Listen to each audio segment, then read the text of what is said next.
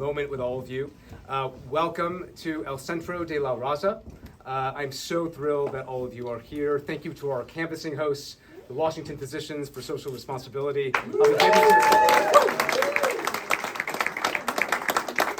My name is Dr. Gupta. I'm a pulmonologist here in Seattle. And like all of you, I'm a dedicated volunteer working to ensure Initiative 2117 is defeated in November. So this is an initiative that I would argue, and I think a lot of us would agree, is the most significant initiative in the country this election cycle focused on clean air. I think all eyes are going to be on Washington State come November. And really critically, let's get into the public health impacts. I was talking to Trudy, Governor Inslee, Governor Newsom just had a chance to meet for the first time.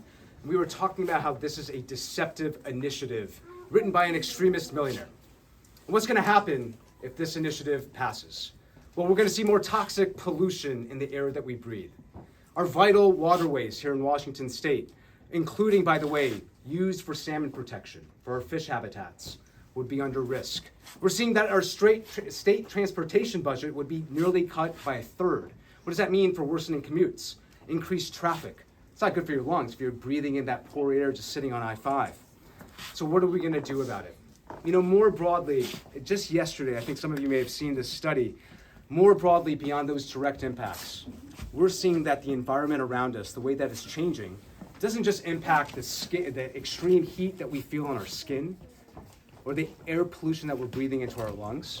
No, we're seeing yesterday there was a major survey that found that it's actually impacting the way that we feel, our cognitive abilities. There was a major study that got national attention yesterday that was focused on the fact that amongst our younger generation, 85% of younger Americans are feeling hopeless, they're feeling angry, they're feeling fear on the ways in which these extreme weather events, air pollution, is actually impacting their day-to-day life. Saying to Governor Inslee, 52% of those surveyed said that they're not going to have kids. It's impacting their family planning. 70% say it's impacting where they're going to choose to live.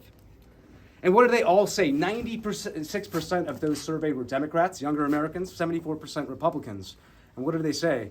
They said that this is not a partisan issue, that government action needs to happen now to protect our environment. And so I come to you as a pulmonologist, somebody that cares for critically ill patients. I want us to take a moment to focus on the health impacts of what we're dealing with Initiative 2117. First, it would immediately roll back the state's ability to control air quality, poor air quality. And it would reduce funding all the way down to zero for programs intended to actually combat toxic air pollution. That's number one. Number two, what would it do to hamstring our efforts when it comes to wildfire management? Wildfire management, I'm talking to Governor Newsom's right here, Governor Inslee's right here. We see here on the western part of the United States, the biggest risk factor, arguably, to our lung health, to our immune systems, to pregnant women with babies in utero, their immune systems, is wildfire smoke. Even a few days of exposure can have detrimental impacts. And what do we see? We're seeing with Initiative 2117, the budget to actually contend and mitigate the risk of wildfires would all the way go down to zero.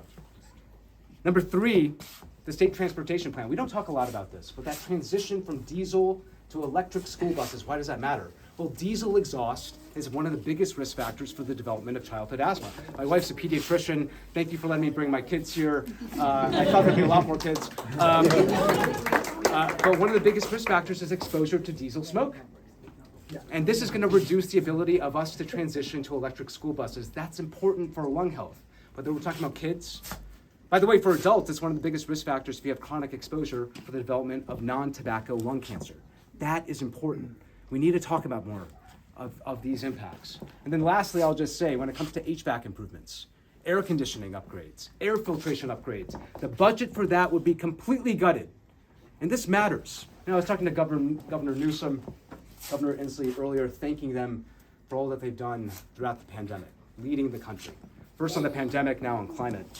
One of the biggest things we've realized over the last 5 years is that indoor air quality matters. Whether we're contending with the next pandemic or whether we're contending with the slow burn of chronic air pollution. And HVAC improvements, air conditioning upgrades, all that budget goes all the way down to zero. So that's why we're all here today. And the backers of Initiative 2117 don't want you to know any of that. Their advertising has been deceptive. It's misconstrued. Them actually viewing themselves as advocates for all of you. They're not. Medical professionals like myself, all the many white coats in the room, we lead with data. That's why hundreds of healthcare professionals across the state have stood up and joined a historic coalition of over 500 organizations, tribal nations, to oppose Initiative 2117. And I want to call one out today. The Washington Physicians for Social Responsibility, our canvassing hosts, thank you so much for the impact that you've had. You are a proud organization with a rich history. We are grateful for all of you, and I just want to do a quick round of applause.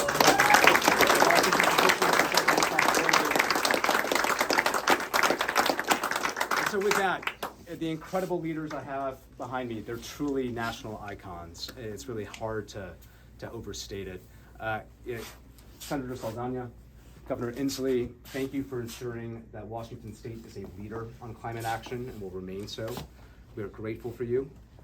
Governor Newsom, I had a chance to say this to you earlier, but it's hard to overstate just you gracing us with your presence and all you've done in California and helping us to oppose Initiative 2117. Thank you for being here.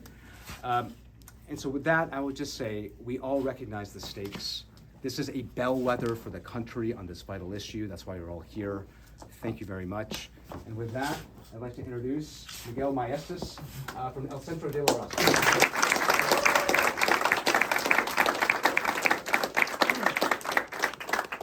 Good afternoon, everyone. I have my notes here that'll help me keep it brief. I'm Miguel Maestas, the Associate Director here at El Centro de la Raza, which we translate as the Center for People of All Races. And on behalf of our Executive Director, Estela Ortega, who is traveling and couldn't be here, and our entire El Centro community, bienvenidos, welcome.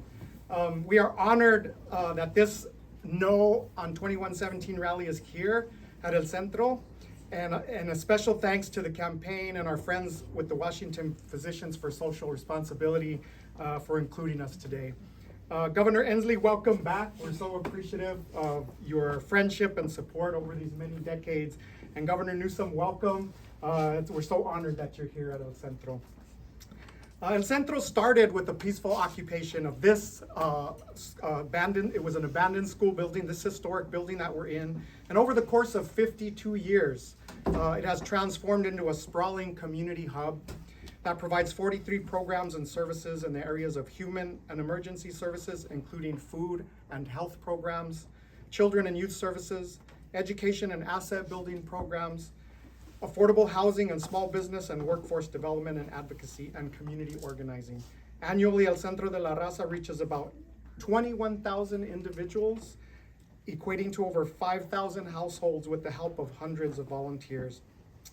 The communities El Centro serves bear the brunt of environmental inequity, which has clear health impacts, as Dr. Gupta mentioned, and part of our work is to educate and organize our community to participate in the movement for environmental justice.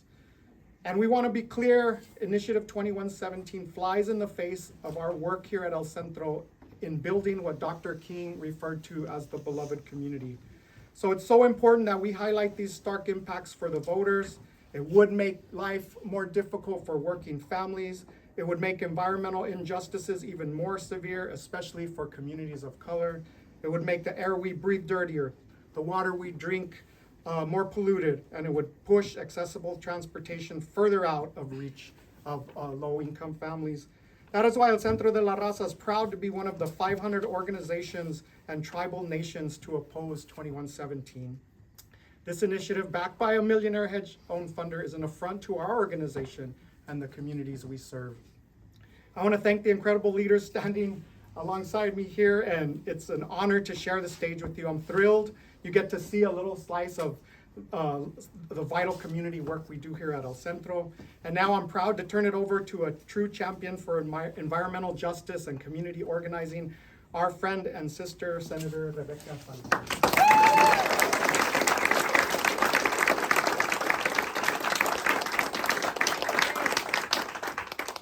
Thank you so much. On behalf of my colleague, Representative Santos, who I don't think is here with us, Representative Chapalo Street. I want to welcome you to the 37th District. It is here in our communities, our historic red line communities, our environmental justice communities that have been raising the alarm for way before we were able to actually get policies in place in California or Washington about the impacts of pollution and the impacts of that pollution on our bodies. And we in Washington State tried many times to try to get a piece of legislation that would put a price on carbon, that would usher in a clean fueled future. And we had challenges. We lost at the ballots in the past. But when we were able to come together, I see Representative Fitzgibbon, my governor, to end our communities, tribes, the environmental justice communities, our Black communities that have been fighting so hard and long for justice and to address health disparities, that we were able to get not only the Climate Commitment Act, but also the environmental justice in statute, the HEAL Act, clean fuels policy, and a 16-year package of a clean fuel transportation infrastructure with Move Ahead Washington. And it is because of our hard work that we have millionaires that are making profits with pollution that are coming after the good policies and the works that we've done for over the last handful of years together. And it is why it's so important that we remind everyone today that their vote is sacred. Su voto es sagrado. It matters, your voice matters, and there is hope. It's my kids and my grandkids that are giving me hope and making sure that I continue to stand up. Do we have perfect things together? Are we all always on the same page? No. But what we know is that we have to hold the line right now so that we have an opportunity for tomorrow to make sure that our democracy is more inclusive, to make sure that we actually have clean fueled policies and infrastructure and jobs here in Washington State. We have them now and we need to grow them, but we cannot do that unless we stand firm together and say no on this initiative and yes for a future that is worthy of our children and ourselves, and yes, we can do it. This is what we're doing today. If you haven't door knocked before or haven't phone banked before, now is a perfect time to not only do it for today, but to invite your friends. If you're a young person or an elder, what you can do is just text your friends and your networks and just remind them they matter. Check in on them. How is their health? How are they feeling? And remind them that their vote matters. This is what it's about. It's one-on-one communications right now and making sure we're spreading the word. I am really grateful that we had the opportunity to be at these tables, pushing and making this policy possible. And it wouldn't have been if we didn't have a lifetime champion that has always centered climate change and making sure that we come up with solutions, and that is our governor, Jay Inslee.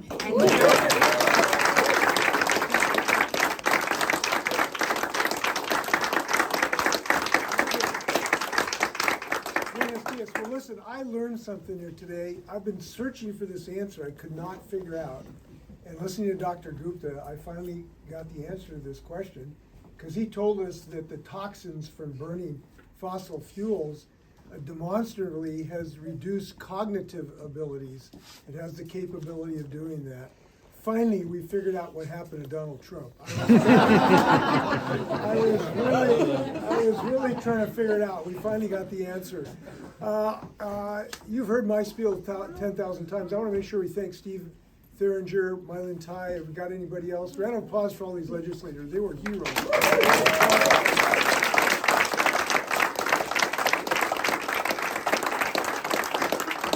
They crafted the best, arguably the best. I'm going to be gracious and say we're a tie with California at the moment.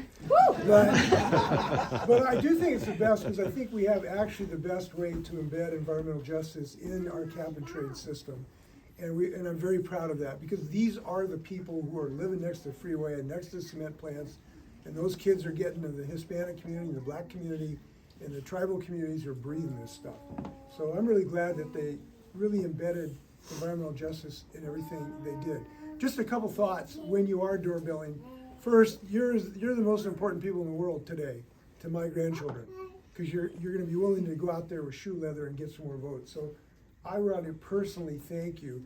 Couple tidbits on this as far as what works. Number one, I think when we talk about climate change, the most powerful message we ought to have is confidence and optimism and a can-do spirit. Fear and anxiety breeds complacency and passivity. Confidence and optimism breeds action, which is what we need. And so when you are talking to people, I hope you approach it in the sense that this is a job we can do. And the reason we can do it is we've got brilliant people. I just met a young woman named Maddie Lee. Maddie, raise your hand just for that. So Maddie Lee is a young, brilliant person with a venture capital firm investing in clean energy technology. She's the present and the future, and she just made a commitment to me to have 50% of all their investments in the state of Washington. I really appreciate it. Thank you very much. The second tidbit I will say, if you haven't door knocked before, the one thing I have found is the most successful thing is to tell people why you're there. Personally, why you are there on a Saturday afternoon instead of watching football. What is it that motivates you? You will connect with people. If you just share your personal story, that really works wonders. Now, I am so appreciative of Governor Newsom coming up here. He has been in 50 states and 4 territories in the last few weeks, making sure that we have a tremendous climate team in the Vice President and Tim Walz. And by the way, both of these people get climate change very deeply. They are going to produce for us when they're in this administration. I have total confidence in that. And I want to thank Gavin for all the time he's put in this. You can't overstate what he's done electing people who are going to fight for climate change. But he's been a real beacon, obviously, in California of so many policies that they have. Now, I have to tell you that I'm kind of mad at him today, though, because he didn't even have to say it. But when we walked in, he just kind of looked at me like this. And what he did that is because he still has the most electric vehicles on the road. That just irks me. Right. He just needles Wait with, till next quarter, Governor. he needles me all the time. But he's just doing such super work. Gavin, thank what you're doing for the country and my grandkids. Give it up for Gavin Newsom.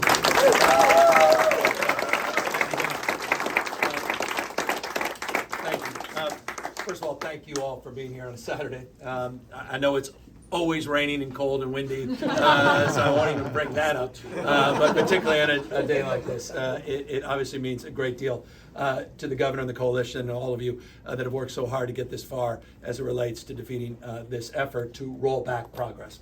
I want to just roll back a little bit in the memory lane just so you can understand why I'm here, not just because Jay called me 20 times over the course of the last year saying, you better get up here, you got a responsibility to back us up.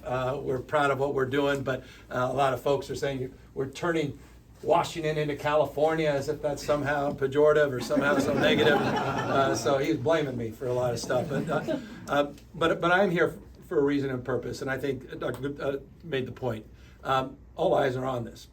If they're able to roll this back, I won't be sharing the kind of optimism Governor Inslee just expressed on the issue of climate. And let me just paint a picture for you. I spent the last week or so on the road. I was in North Carolina in particular for 2 days this week. And it was interesting, just talk about knocking on doors, meeting with folks.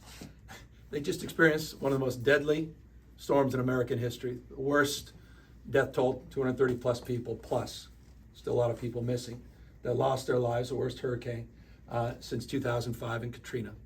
On top of a hurricane, Milton, that occurred just 2 weeks prior.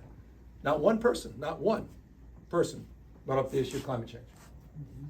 I read when I was out there that it's going to cost folks more than just a few cents talking about change. President Biden assessed that Milton alone, their early assessment is going to cost taxpayers $50 billion. That Helene, the early assessment, is going to cost about $30 billion. No discussion about that in the context of climate change and costs. No one considering the fact that these two storms stacked up against each other with such ferocity and intensity that it was exceptional. But there's deep anxiety that somehow we're treating it as ordinary. And it made me start thinking it's almost like school shootings. Mm-hmm. What used to be so exceptional has become so normalized and ordinary. We can't let that happen.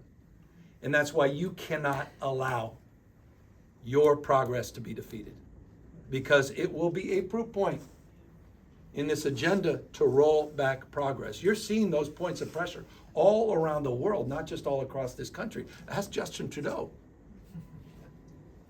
I mean, I just went through a special session that finished last Monday, going up on issues of gas prices. That was principle. I mean, it's one of the dominant political challenges we have in the state of California, unsurprisingly. These costs of everything, but notably the cost of gasoline. So I'm not naive. I'm deeply mindful of what you're up against in context of the messaging, the simplicity of the messaging on the other side.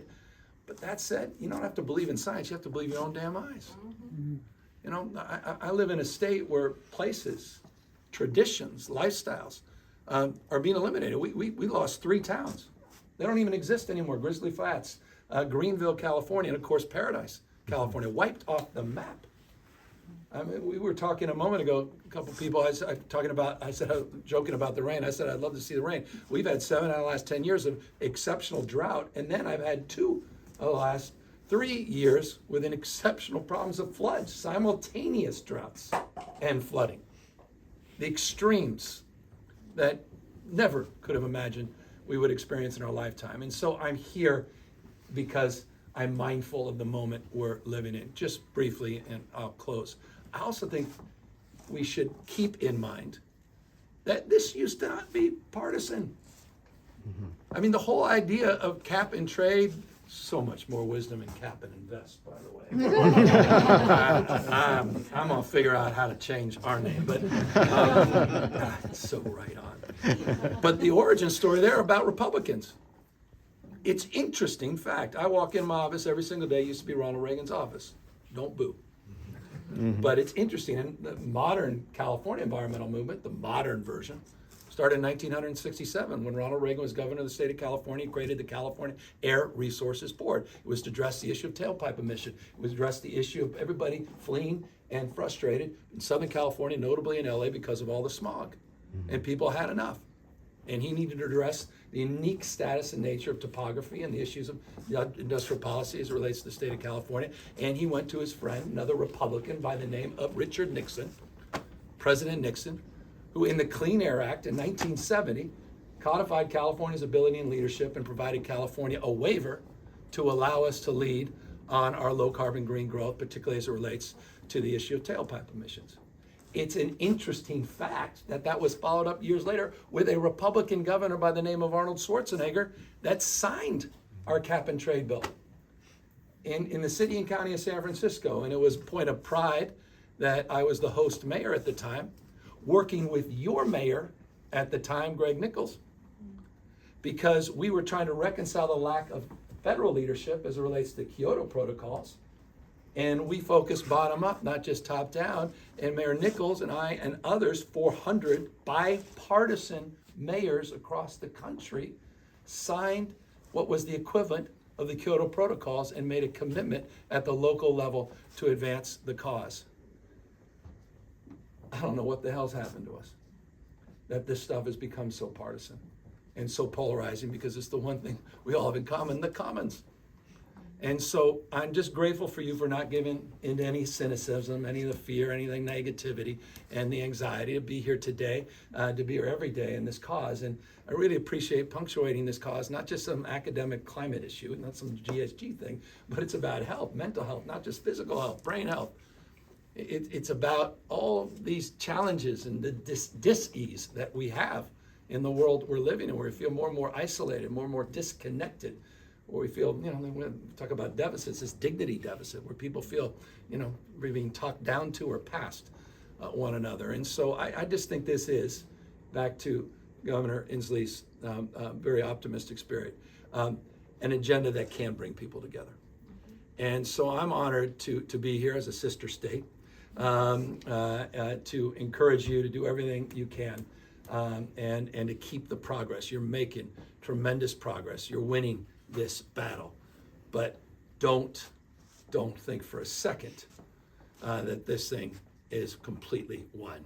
You've got to send a powerful message, and if you close this out, with the kind of numbers I'm hearing today, with the kind of margin, that's going to send a very, very powerful message, final word, that others should follow your lead. Success leaves clues. It's the power of emulation. For over a decade, we've generated $30 billion of revenue. Over half has gone to underserved communities, and in the spirit, again, of emulation, we're very mindful of how the governor and the legislature wrote in more exceptional language on environmental justice. Last year, we appropriated 80% to underserved communities, above our mandates, recognizing we need to do more and better in that space. We're already seeing now a space, a mindset, Governor Shapiro, Wes Moore, you have other governors that are watching very closely what's happening here, and coalitions not dissimilar to this that are watching very closely of what's possible if you are successful. So thank you on behalf of 40 million Californians for what you're doing today and what you'll do on Election Day. We appreciate you. Thank you.